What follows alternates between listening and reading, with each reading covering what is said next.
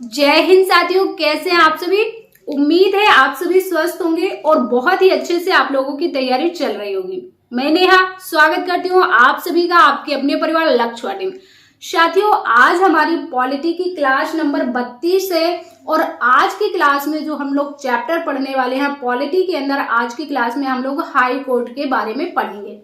Polity में class 31 हम लोगों ने बहुत अच्छे से कर लिए हैं और पॉलिटी का लगभग 60 से 70% भाग हम लोगों ने पढ़ लिया है। जिसने भी अभी तक पॉलिटी की पिछली क्लासेस नहीं ली हों, इस क्लास को लेने के बाद अगर आपको क्लास पसंद आए तो पिछली क्लासेस भी अवश्य देख लेना। आप किसी भी एग्जाम की तैयारी कर रहे हैं, सभी एग्जाम्स के लिए ये क्लास आप लोग ले सकते हैं, क्योंकि पॉलिटी का बहुत अच्छा खासा रोल रहता है आपके हर एग्जाम में। बात करिए यदि हम लोग यूपी पुलिस के एग्जाम की, तो पॉलिटी से 7 से 8 क्वेश्चंस बन जाते हैं आपके सिर्फ पॉलिटी से।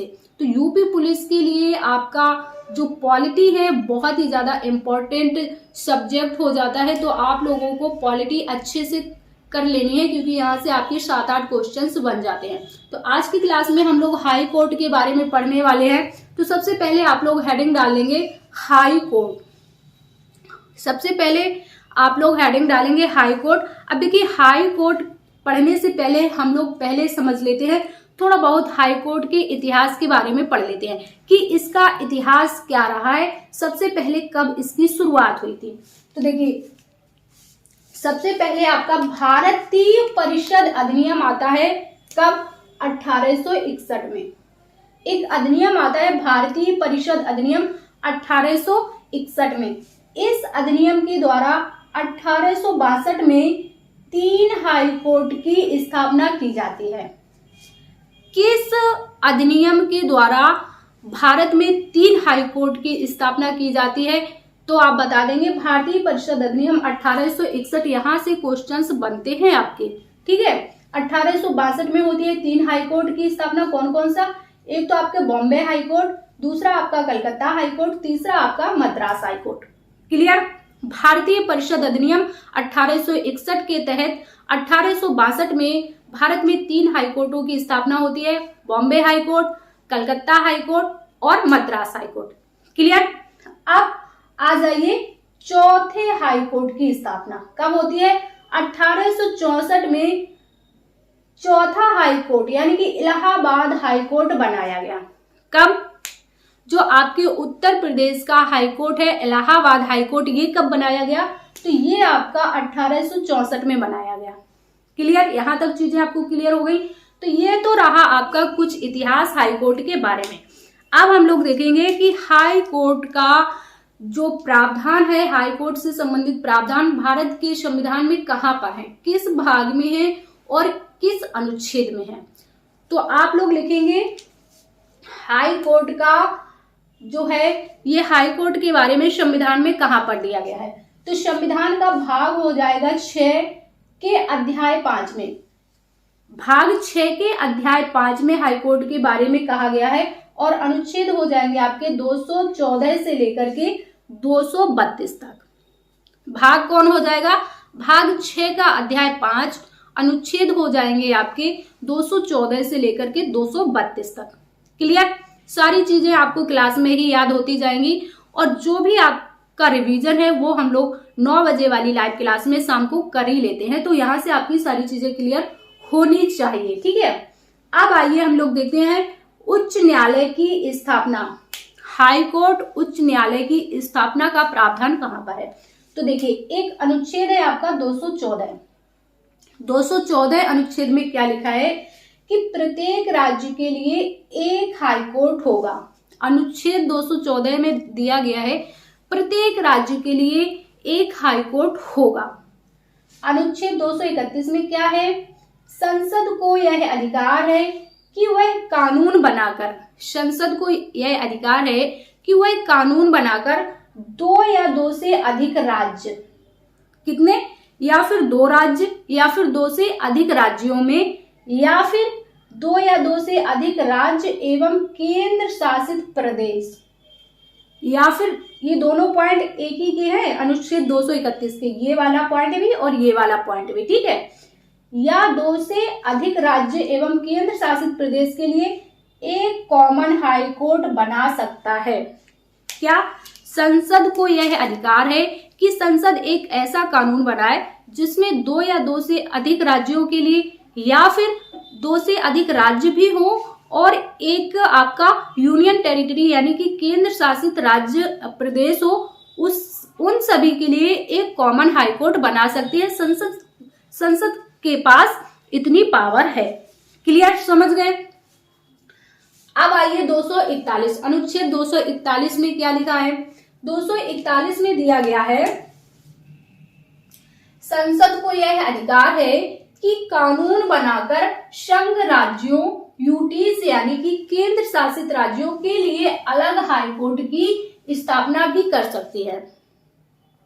241 के तहत संसद को यह भी अधिकार है कि वो जो है यूटीज के लिए यानी कि केंद्र शासित प्रदेश के लिए एक अलग हाई कोर्ट की भी स्थापना कर सकती है।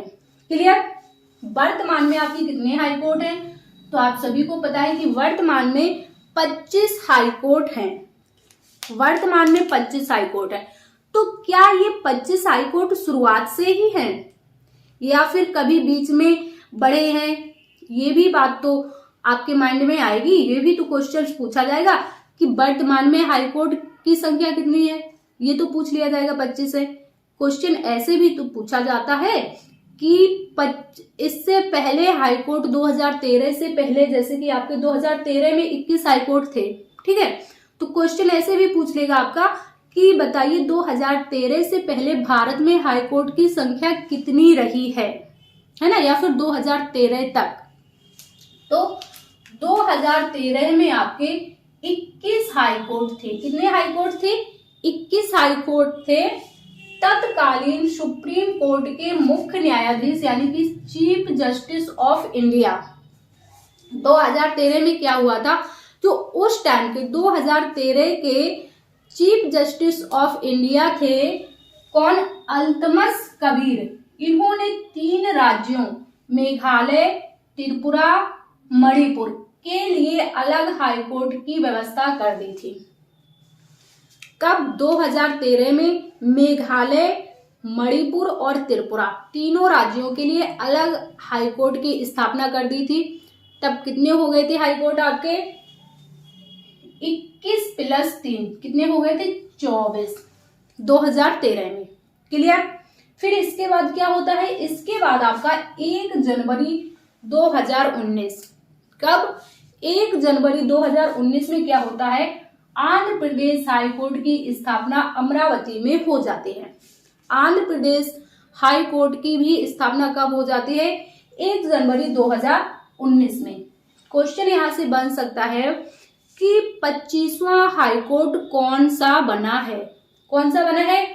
आंध्र प्रदेश का हाई कोर्ट है जो कि अमरावती में स्थापित किया गया है। क्लियर। कब? 2019 में। राइट। अब हम लोग पढ़ेंगे उच्च न्यायालयों का गठन यानी कि हाई कोर्ट का गठन, उच्च न्यायालयों का गठन के बारे में। ये किस अनुच्छेद में है? तो ये अनुच्छेद है आपका 216। कौन सा अनुच्छेद है? 216। 216 अनुच्छेद में लिखा गया है कि एक आपका मुख्य न्यायाधीश होगा और अन्य न्यायाधीश होंगे। कहाँ? हाई कोर्ट में एक तो आपके मुख्य न्यायाधीश होंगे, इसके साथ ही साथ कुछ अन्य न्यायाधीश होंगे। अब वो कितने न्यायाधीश होंगे इनकी संख्या निर्धारित नहीं है। जो आपके जज हैं, जजों की संख्या निर्धारित नहीं है। क्लियर। आपसे पूछा जाए कि सबसे बड़ा हाई कोर्ट कौन सा है, भारत में सबसे बड़ा हाई कोर्ट कौन सा है, तो ये है आपका इलाहाबाद हाई कोर्ट, उत्तर प्रदेश का आपका इलाहाबाद हाई कोर्ट, जिसमें जजों की संख्या कितनी है? 160। भारत का सबसे बड़ा हाई कोर्ट किस राज्य का है? उत्तर प्रदेश का इलाहाबाद हाई कोर्ट है, जिसमें जजों की संख्या 160 है। क्लियर। इतने सारे पॉइंट्स आपको क्लियर हो गए। ये चीजें आपको क्लियर हो गई तो इनको आप अच्छे से समझ के नोट कर लीजिए। इसके बाद फिर हम लोग आगे बढ़ते हैं। साथियों, हम लोगों ने उच्च न्यायालयों का गठन तक पढ़ लिया है। आगे हम लोगों को पढ़ना है कि जो उच्च न्यायालय के वो न्यायाधीश होते हैं, इनकी नियुक्ति कौन करता है, इनकी योग्यताएं क्या होनी चाहिए, और इनका जो है कार्यवाहक न्यायाधीश होते हैं, इनकी नियुक्ति कौन करता है, इन सभी चीजों के बारे में अब आगे हम लोग पढ़ने वाले हैं। तो सबसे पहले आप लोग हेडिंग डालेंगे क्या, न्यायाधीशों की योग्यताएं। जो हाई कोर्ट के न्यायाधीश होते हैं इनकी योग्यता क्या होनी चाहिए। देखिए पॉलिटी में हम लोग किसी भी पद के बारे में पढ़ते हैं तो सबसे पहली जो योग्यता होती है कि वह भारत का नागरिक हो। ये योग्यता तो हर किसी को चाहिए कि वह भारत का नागरिक हो। पहली योग्यता क्या है, भारत का नागरिक हो। अच्छा, इनकी योग्यताएं का अनुच्छेद हो जाएगा आपका 217 का खंड 2। योग्यताएं किसमें लिखी है, अनुच्छेद 217 की खंड 2 में लिखी है। पहली योग्यता यही है कि भारत का नागरिक होना चाहिए। दूसरा, एक या एक से अधिक हाई कोर्ट में वकालत कर चुका हो।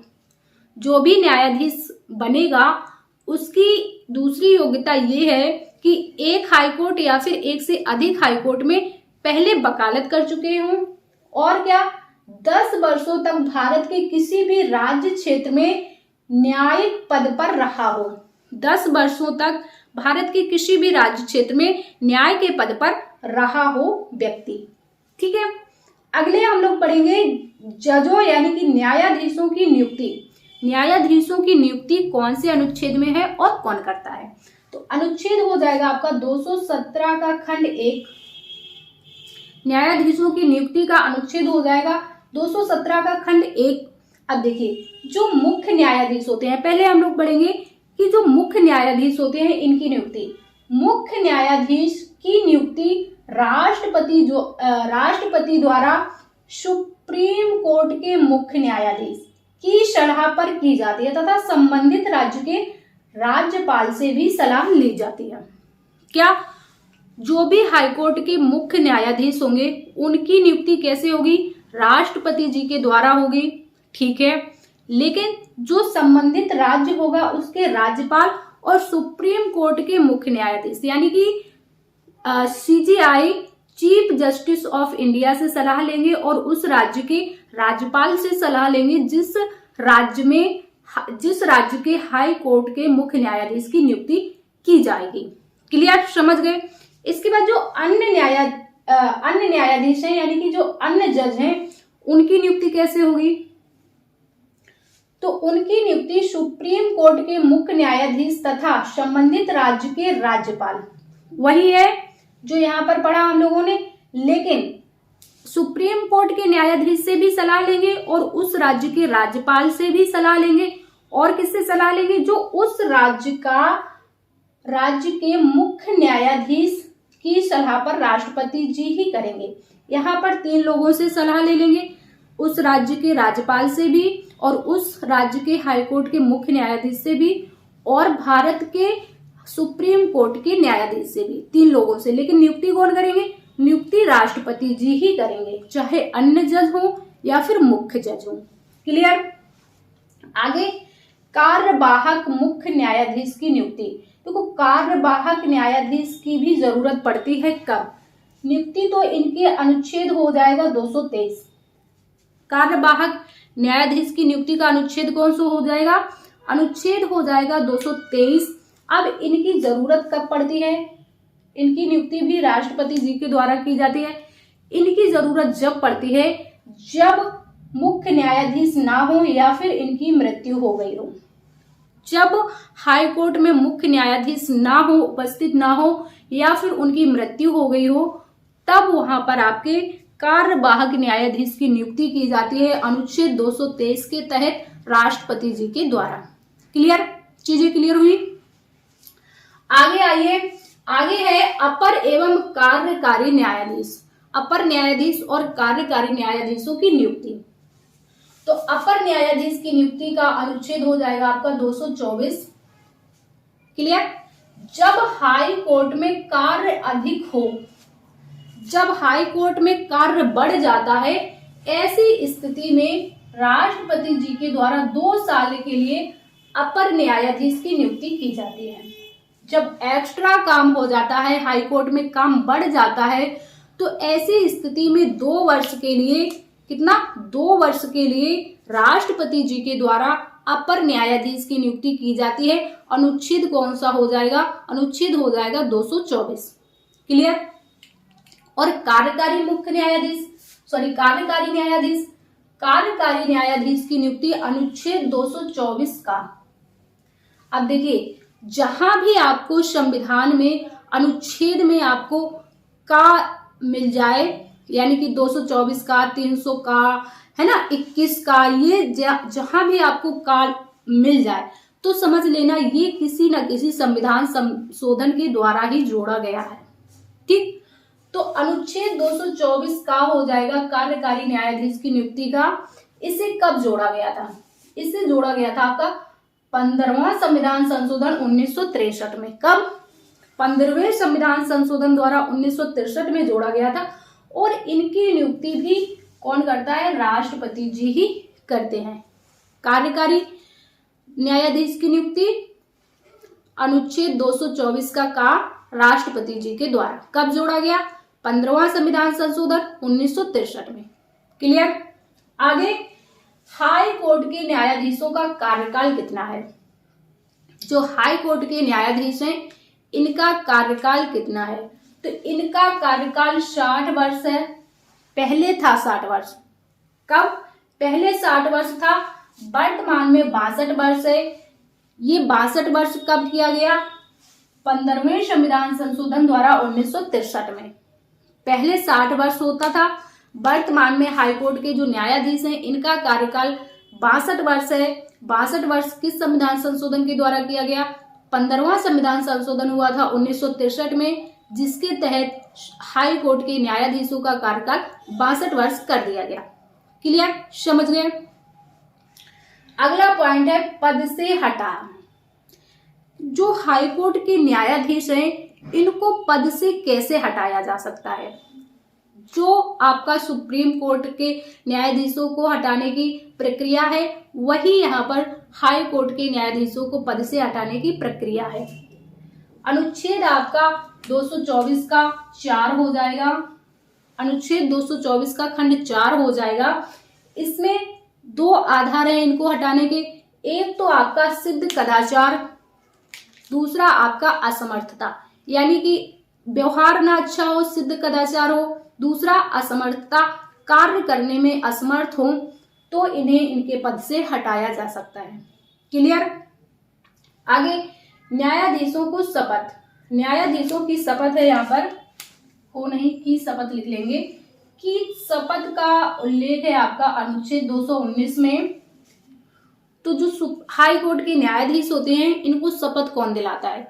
तो हाई कोर्ट के न्यायाधीशों को शपथ दिलाते हैं आपके राज्यपाल। उस राज्य के राज्यपाल, जिस भी राज्य के हाई कोर्ट के न्यायाधीश होंगे उस राज्य के राज्यपाल उन्हें शपथ दिलाएंगे। अनुच्छेद 219 के तहत शपथ का प्रारूप अगर आपसे पूछ लिया जाए कि हाई कोर्ट के न्यायाधीशों की शपथ का प्रारूप कहाँ पर है, तो अनुसूची 3, 12 जो आपकी अनुसूचियां हैं, अनुसूची 3 में हाई कोर्ट के न्यायाधीशों की शपथ का प्रारूप है। क्लियर? अनुच्छेद 215 इंपॉर्टेंट अनुच्छेद है। अनुच्छेद 215 में क्या है कि हाई कोर्ट एक अभिलेख न्यायालय होगा। अभिलेख न्यायालय होगा हाई कोर्ट। अनुच्छेद 215 हाई कोर्ट एक अभिलेख न्यायालय होगा। क्लियर?